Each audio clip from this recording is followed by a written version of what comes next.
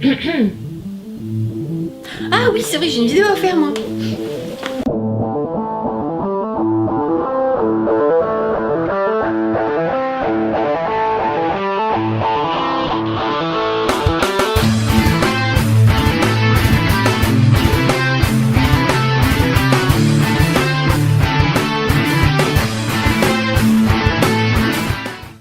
Hello mes petits sushis! J'espère que votre rentrée s'est bien passée.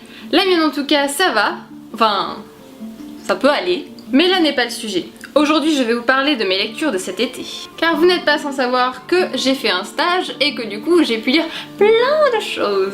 La liste serait beaucoup trop longue à énumérer, alors je vais juste vous présenter mes petits coups de cœur. Je vais donc commencer par vous présenter Hawkwood, qui est édité par Doki Doki et écrit par Tomi Otsuka. Ce manga se déroule pendant la guerre de 100 ans et on suit un groupe de mercenaires. Le principe de ce groupe c'est un petit peu on va chez les Anglais, on va chez les Français, on s'en fout du moment qu'ils payent bien. Notre cher héros, Hawkwood du coup, est très connu pour ses faits d'armes impressionnants et merveilleux et est un jour embauché par le prince Édouard, qui est un petit peu bizarre comme garçon. Vous voyez un peu le genre qui aime le sang? Genre vraiment en fait, genre la guerre c'est génial, j'aime bien taper avec les gens, super.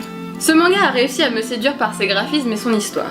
J'ai particulièrement apprécié le style de dessin, et le récit, même s'il change beaucoup de ce que j'ai l'habitude de lire, a une thématique qui m'a beaucoup plu. Si vous aimez l'histoire et les personnages charismatiques, ce manga est fait pour vous. Et même si vous n'aimez pas l'histoire, bah lisez-le parce qu'il est vachement bien. Je vais ensuite vous présenter Devil's Line, édité par Kana et écrit par Ryo Hanada. Dans cette histoire, on trouve un monde moderne, assez proche du nôtre, dans lequel les vampires se mêlent aux humains. On a une héroïne qui est toute mignonne, toute choupette, et qui tombe amoureuse, comme par hasard, du vampire qu'elle croise. Et le dit vampire travaille dans la police, parce que même si les vampires arrivent à plutôt bien se fondre avec les humains, ils ont quand même des pulsions sanguinaires quand ils voient du sang. Ce qui est assez logique pour des vampires, me direz-vous. Du coup, la police a employé des vampires pour arrêter les vampires qui font des trucs pas très bien aux humains qui ont rien demandé à personne. Sauf que même si les vampires sont présentés comme des gens plutôt sympas, gentils, tout ça, il y a une organisation qui est pas trop d'accord avec ça et qui a décidé de tous les tuer parce que autant éradiquer le problème à la racine. Mais parce que sinon c'était pas drôle, il y a aussi des méchants chez les gentils. Que du coup les gentils découvrent que c'est des méchants et du coup c'est le bordel. Et au milieu de tout ça, on trouve l'héroïne qui sert pas à grand chose mais qui est bien mignonne alors on l'aime quand même. Et même si ce manga penche très sérieusement vers le seinen, il a quand même un certain côté shoujo. Bon bien sûr tout le monde sait mon amour pour les shoujo, mais bizarrement là j'ai pas trouvé ça trop gênant.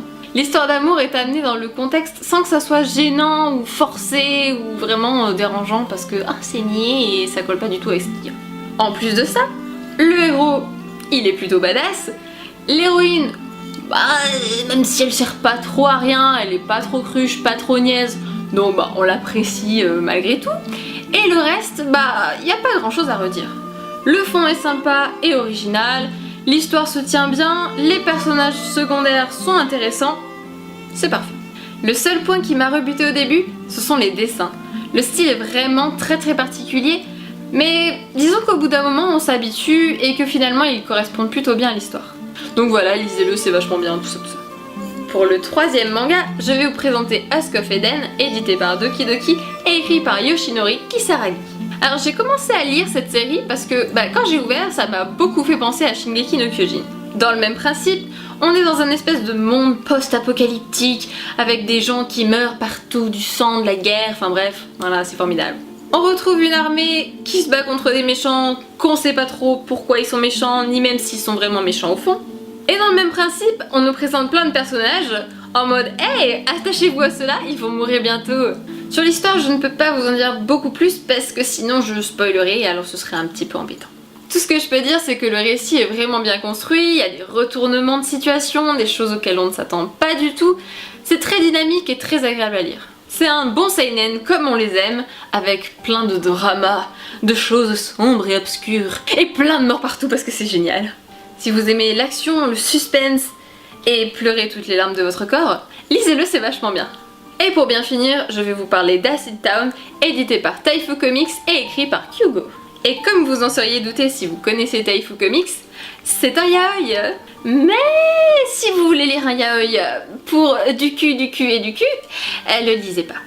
On suit l'histoire de Yuki qui a décidé de braquer la mafia parce que, quelle bonne idée, afin de récupérer des sous pour payer les frais d'hôpitaux de son petit frère malade. Mais comme le chef de la mafia est plutôt sympa, au lieu de le tuer, chose relativement logique pour un chef de la mafia, il a décidé de le prendre sous son aile. Alors non, n'allez pas tout de suite vous imaginer des choses perverses, ils ne font rien entre eux, ok? Mais s'il n'y avait pas de drama, ce ne serait pas drôle. Donc on apprend que Yuki a un passé comme qui dirait est difficile, voire carrément merdique en fait. Non parce que bon, son petit frère est quand même coincé à l'hôpital avec une maladie plutôt grave, son meilleur ami en kiffe sur lui mais il veut pas sortir avec lui parce que du coup oui mais mes problèmes se répercuteraient sur toi alors tu comprends, je peux pas, voilà quoi. Et puis il retrouve son beau-père qui s'avère être un petit peu le dernier des connards. Et encore je pense que même ça c'est un euphémisme. En gros ce manga c'est du drama et du drama. Alors le yaoi on le retrouve pas, enfin si, il y en a un petit peu, dans la mesure où certains personnages ont des relations un petit peu ambiguës, qu'on sait pas trop, voilà. Mais c'est tout. Mais ce qui fait vraiment la puissance de ce récit, c'est la profondeur de son histoire. Le récit est plutôt triste et aussi parfois plutôt glauque, et les personnages sont atrocement touchants. Du coup, mon petit Kokoro est tout ému. Je vous le conseille très fortement, que vous aimiez les yaoi ou pas, de toute façon c'est pas vraiment un yaoi donc voilà. Donc n'hésitez pas à le lire, franchement ça vaut le détour. Et voilà, j'ai plein d'autres mangas dont je pourrais vous parler, mais si ça vous intéresse plus en détail, n'hésitez pas à aller faire un tour sur mon blog, vous trouverez tout ce que vous voulez. Vous pouvez également aller sur le blog des Renarratifs parce qu'il y a plein de choses super intéressantes dessus aussi. Et n'hésitez pas à vous abonner ou à mettre un petit j'aime parce que j'aime bien les petits j'aime, ça fait plaisir. A bientôt mes petits sushis. Mais ça va couper? Non, tu vas commencer ça avec ça a un bon seinen là. Ça a un bon seinen là, comme on les aime bien, ça oui. Tu sais, genre, je l'ai dans le film que vous avez donné dans le cinéma là. Dans le caribou, je te jure.